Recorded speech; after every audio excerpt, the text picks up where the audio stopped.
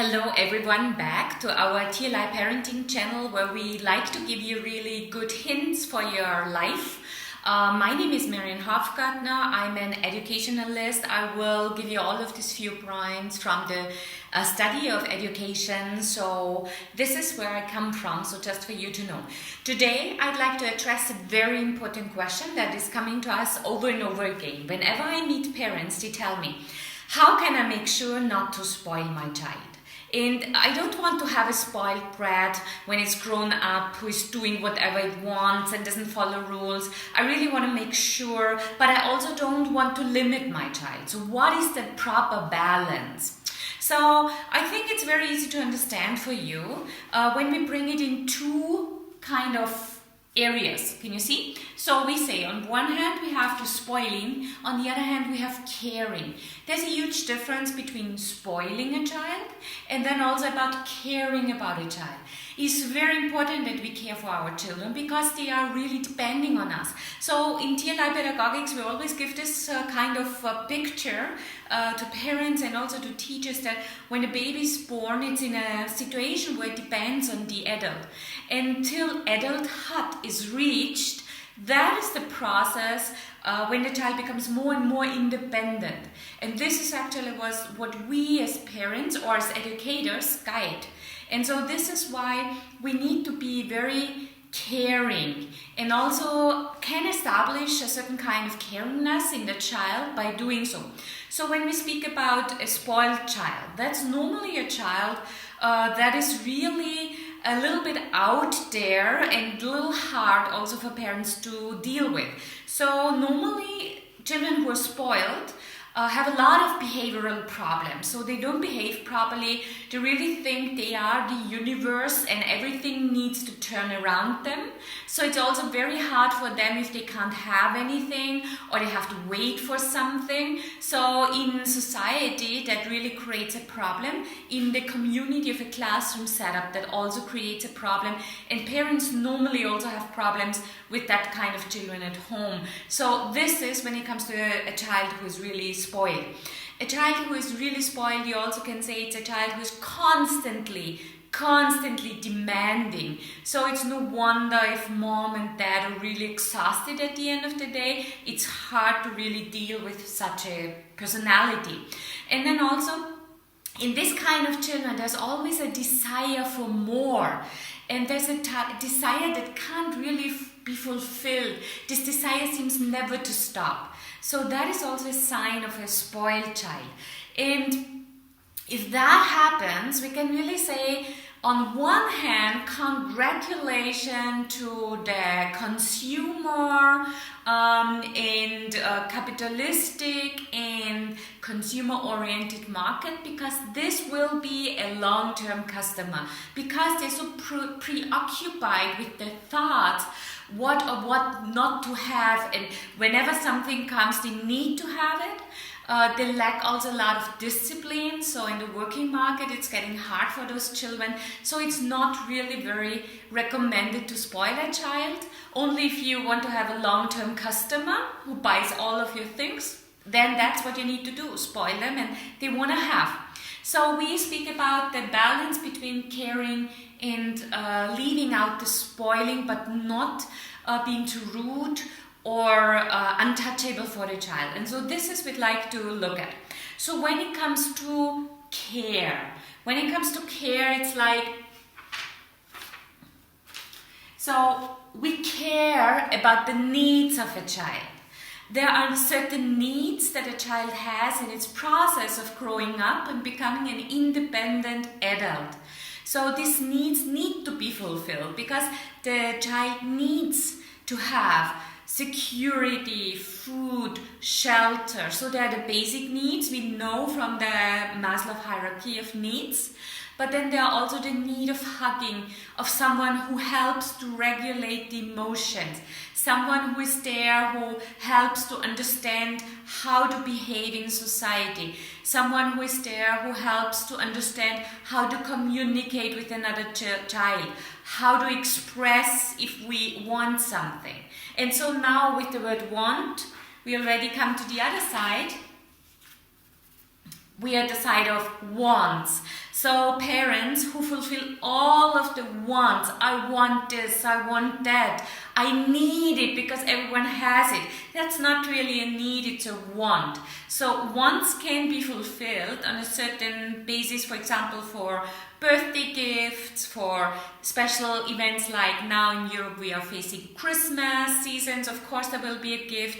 In some other traditions you have, like maybe in India we know you have Diwali, there are gifts. Sometimes there's kind of a children festival or a children's day where they can get gifts. Something special can be given on such celebration days. Or also if there's really a good reason why this want should be fulfilled. So the balance between needs and wants is a very important factor between if you care for your child or if you spoil your child. So wants on a base to base, but not on a regular basis, can be fulfilled and will make your child happy. It always should be something special to get, something that you want. And the needs make sure that your child also establishes and develops a very good self-esteem and also becomes a caring person themselves. So that is important because in this you also focus a lot on observing your child and appreciating the needs and your child on the way. Another is let's go to the wants first. It's about the reaction. It's about reacting in that moment. So on the other side, we have the reflection, the introspection and the reflecting on the actions. So when we care about children, we take time to sit with them and to also introspect and reflect on certain things which happen. From the viewpoint of heart, we communicate with them, we take time to say what happened, why did you become angry, what was confusing you, why have you been frustrated, how may I help you to next time be able to handle that better. This how may I help you is the role of an adult who helps their child to become an independent personality, what we want that they can be on their own when they are so-called adults. The reacting is more on the area of just reacting in that moment. No, don't do this, don't do that. Yes, you get that. For example, let's say you're in a supermarket. I experienced this many times. I'm in the supermarket. In front of me there's a mother with a child. The child wants chocolate.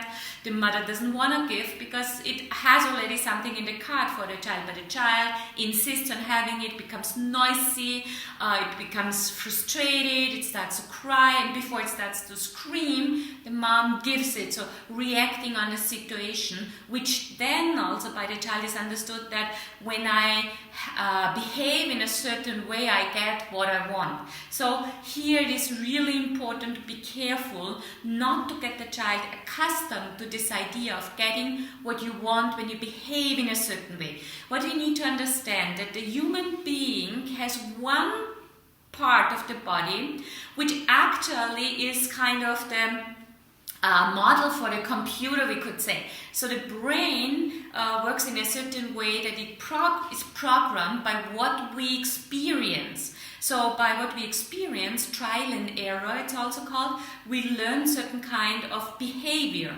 And so when we learn that when we start to scream, that then it's given, this is kind of a program that's set, and the more often it's repeated, the stronger and stronger it gets. So be very careful with reacting to situations better. Reflect, introspect with your child. You know, we have something in your cart. Think about it.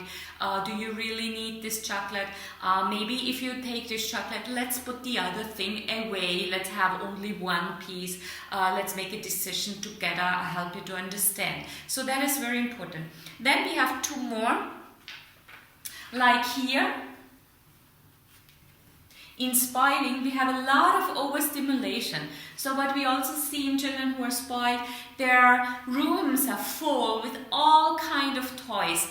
Sometimes you can see that they don't value them. They're laying around. They're half broken. They don't really care for them. Maybe with 80% of these toys, they anyhow don't play. So they're completely overstimulated. what we also notice sometimes that those kind of toys and surrounding things, they are making noise. There's a sound to it, there's something they see to it, so there's constant stimulation to the child. This constant stimulation also causes the child to become more interested upon outer impulses and less interested about the from inside coming impulses, which actually is the natural way of development.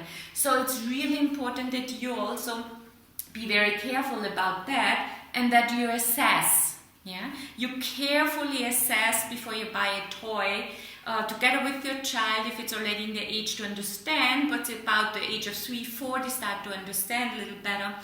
What kind of toys are really the ones you want your child to have? Maybe prefer things which are quiet, which have something what the child has to understand, which are more slow, because anyhow the world is moving so fast nowadays. So what is the point on caring? So when you are becoming very aware about caring for your child and trying to help your child to become the best version of itself, to become a person, an adult who developed social skills, life skills, has a strong self-esteem, then that means that you are acting with your child in a certain way. And this acting with your child, that is what you role model to your child on how to be as an adult, how a mature person is. So in creating human beings, in helping human beings to become caring human beings, our role modeling is very important. We completely underestimate the role of role modeling, this factor, the methodology of role modeling. It actually makes almost most of what we learn. Like, for example, think about it. When you want to learn dancing and you don't know how to dance a salsa, yeah, you need someone to show you, and you look at their legs, at the body posture, how do they move, how do they act, and you model it. So even as an adult, we learn a lot through modeling, and modeling is what shapes personality to a very high degree. The younger the child, the more it reacts towards modeling or mirroring a behavior. We don't know exactly how high the percentage is of what a child learns through the role modeling of this kind of personality, but we know that in general the mirroring technique is one of the most effective techniques available. So when you have concern, this means you have concern about how your child grows up, what kind of personality it becomes. You're role modeling this to your child. So your child will be concerned about others' well-being, because you are concerned about the well-being of your child, the well-being of your life partner, of your husband, your wife, and people around, your mother, your father. So the child sees that. So that is a very important fact. So it is said that in each human being, when it's born, there are already the seeds of empathy, the seeds of caring and of compassion. And now the question of what shapes the child in its growing up, what shapes through education, will either create a spoiled child or a caring child. So this is what I'd like to give to you today, because here in Europe we are facing Christmas very soon.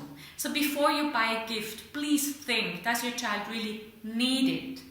Is it too much? All of this, think about it. It is a role modeling. It is something that you give to a child that will come back. Of course, when you have a certain festival like Christmas, you can spoil yourself a little bit. You can spoil your child a little bit. It's also fine. It's good. Your child knows sometimes you can really party. You can really have fun. You can eat more sugar than on all of the other days. You can stay up longer. But that is an exception. It should be an exception. It should not be the rule of the daily life. Okay, if you like our videos, I told you already, we'll come now regularly, once a week. Please do subscribe down and leave your comment if you have any thoughts about it. What I'm sharing here are my thoughts as an educationalist. So if you have any thoughts, please share them with us. I'm super curious about your thoughts. We are all always want to know what else is out there. How do other people think? How do they live? how are you handling your children. Other parents will also benefit when you write it in the comment. If you want to get notifications when we are online, please just click the bell. So when you subscribe, you can click the notification button. And I hope to see you soon at the next time when we give our TLI parenting ideas and share with you the next topics. So please stay tuned. Have a good day. All the best.